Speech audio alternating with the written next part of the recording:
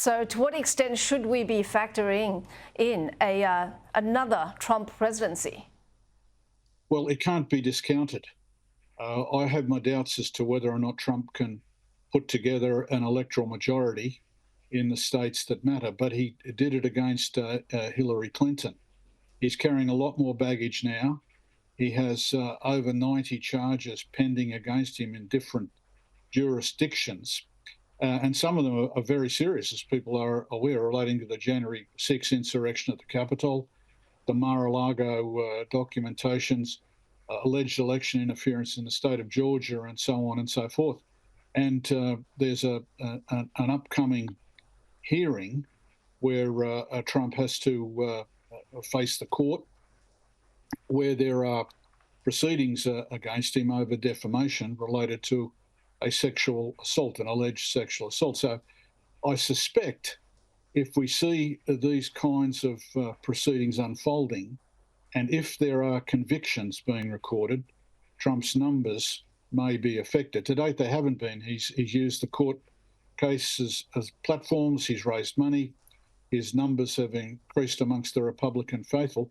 Bear in mind, some years ago, Trump made the comment that he could shoot someone dead on a street in New York City, and people would say, well done, Donald. That's been proven correct in terms of his numbers to date.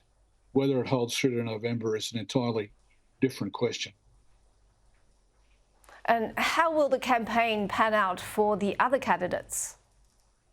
Well, I suspect what we're seeing with both Governor DeSantis and Ambassador Haley, as they're looking at a situation where if Trump were run over by one of these cases, if he stumbled and fell, then one of them could step up and be the Republican candidate, or looking to 2028, where Trump unlikely to be involved in the nominating process.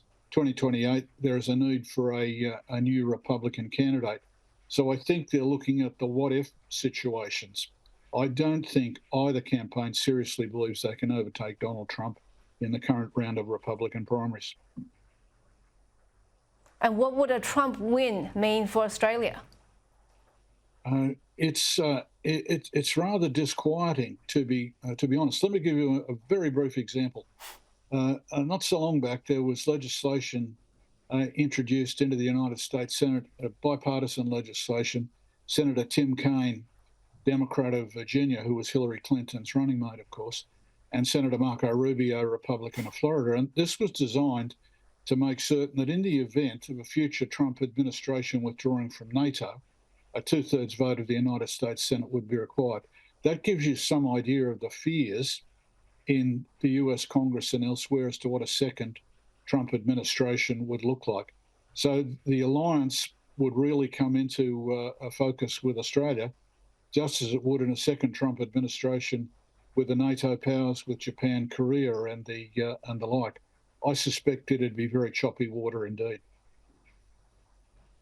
Thank you so much for that. More instability up ahead. And that was Stephen Loosley, former chair of the Australian Strategic Policy Institute. I'm sure our ambassador in the US, Kevin Rudd, would have fun with should there be a Trump win.